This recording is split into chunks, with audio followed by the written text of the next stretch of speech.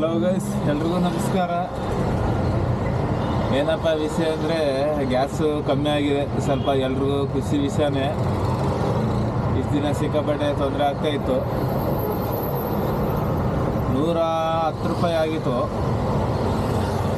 ಅದಾದಮೇಲೆ ಹಂಗೆ ಸ್ವಲ್ಪ ಕಮ್ಮಿ ಹಾಕ್ಕೊಂಡು ಇವಾಗ ಮತ್ತೆ 82 ರೂಪಾಯಿಗೆ ಬಂದಿದೆ. ಸೊ 82 ರೂಪಾಯಿಗೆ ಬಂದಿದ್ದಿಲ್ಲ, ನೀನು ಹಾಕ್ಸ್ಕೊಂಡೆ. 95 ರೂಪಾಯಿ ಇತ್ತು. 95 ರೂಪಾಯಿದು 82 ರೂಪಾಯಿ ಬಂದೈತೆ. ಹೆಚ್ಚು ಕಮ್ಮಿ 12 ರೂಪಾಯಿ ಕಮ್ಮಿ ಆಗಿದೆ. ಸೊ ಖುಷಿ ವಿಷಯನೇ. ಡ್ಯೂಟಿ ಬೀಳ್ತಾ ಐತೆ. ಈ ಮಾಧ್ಯಮದವರು ಅಷ್ಟೇ ಅಲ್ಲಿ ದೊರಡೆ ಮಾಡ್ತಾರೆ, ಆಟೋದವರು ಇಲ್ಲಿ ದೊರಡೆ ಮಾಡ್ತಾರೆ ಅಂತ ಎಲ್ಲ ಪ್ರಚಾರ ಮಾಡಿದ್ರು. ಬಟ್ ಗ್ಯಾಸ್ ಜಾಸ್ತಿ ಆಗಿರೋದು ಯಾರು ಒಬ್ಬ ಮೀಡಿಯಾದವರು ಒಂದೇ ಒಂದು ಮಾತು ಮಾತಾಡಿಲ್ಲ.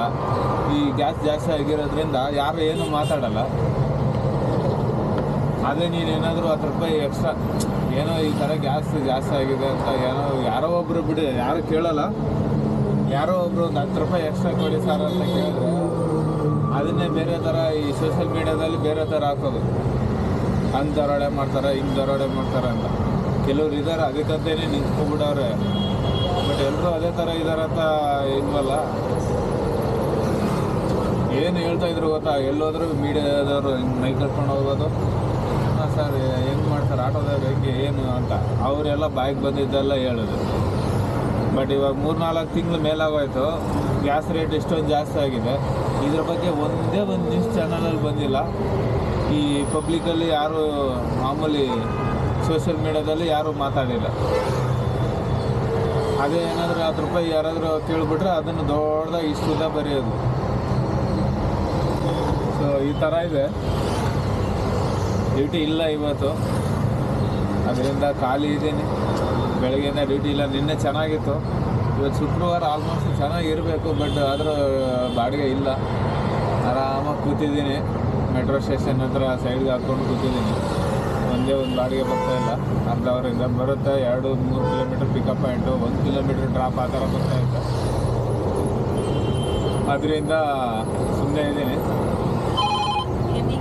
ನೋಡಿ, ಈಗ 2 kilometre pickup point, 1 kilometre drop, 46 ರೂಪಾಯಿ. ಈ ಥರ ಕೊಟ್ಟರೆ ಏನು ಮಾಡೋದು? ಮುಂಚೆ ಎಲ್ಲ 900 ರೂಪಾಯಿ ಹಾಕ್ಸಿದ್ರೆ ಫುಲ್ ಟ್ಯಾಂಕ್ ಆಗೋದು ನಂದು.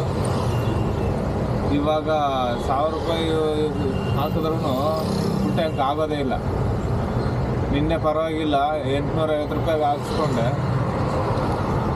ಪರವಾಗಿಲ್ಲ, ಚೆನ್ನಾಗಿ ಬಂತು ಗ್ಯಾಸ್. 82 ರೂಪಾಯಿ ಅಲ್ವಾ, ಚೆನ್ನಾಗಿ ಬಂತು.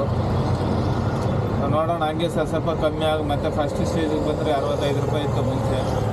ಅದೇ ರೇಟಿಗೆ ಬಂದುಬಿಟ್ರೆ ಸಾಕು, ಖುಷಿ ಎಲ್ರಿಗೂ, ಆಟೋದವ್ರಿಗೆ.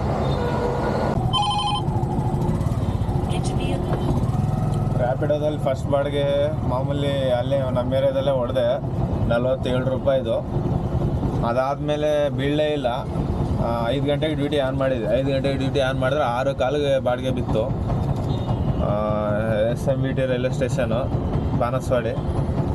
ಎತ್ಕೊಂಡ್ಬಂದು ಡ್ರಾಪ್ ಮಾಡಿದೆ. ಇವಾಗ 21 ಕಿಲೋಮೀಟ್ರು, 371 ರೂಪಾಯಿ, 377 ರೂಪಾಯಿ ಕೊಟ್ಟ. ಮತ್ತು ರ್ಯಾಪಿಡೋದಲ್ಲೇ ಇವಾಗ ತಿರ್ಗಾ ಊಬರಲ್ಲಿ ಬಿದ್ದೈತೆ ಬಾಡಿಗೆ. ಊಬರಲ್ಲಿ ಎತ್ಕೊಂಡಿದ್ದೀನಿ. ಇದು ಕಮ್ಮಿದು 140 ಚಿಲ್ಲರೆ ಇತ್ತು, ಎತ್ಕೊಂಡಿದ್ದೀನಿ. ಬನ್ನಿ ಹೋಗೋಣ. ಎಲ್ಲವರೋ ಗೊತ್ತಿಲ್ಲ ಕಸ್ಟಮರು. ಆ ಕಡೆ ಅವರೇ ಹೋಗ್ಬಿಟ್ಟು ಪಿಕ್ ಮಾಡ್ಕೊಂಡು ಹೋಗೋಣ. ಸಿಗೋಣ ಮತ್ತೆ. ಬಾಡಿಗೆ ಇವತ್ತು ಬೆಳಗ್ಗೆ 1 ಅವರ್ ಕಾದಿದ್ದೀನಿ ಬಾಡಿಗೆ ಇಲ್ದಿರ.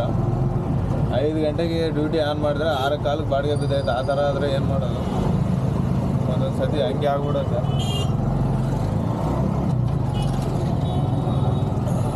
ಇವಾಗ ರೈಲ್ವೆ ಸ್ಟೇಷನ್ ಹತ್ರ ಮಾತ್ರ ಬೆಳಗ್ಗೆ ಟೈಮ್ ಚೆನ್ನಾಗಿರುತ್ತೆ ಡ್ಯೂಟಿಗಳು. ಬಟ್ ಲಾಂಗ್ ಬಾಡಿಗೆ ಸಿಕ್ಕರೆ ಒಳ್ಳೆಯದು. ಸೊ ಸಿಗೋಣ ಮತ್ತೆ.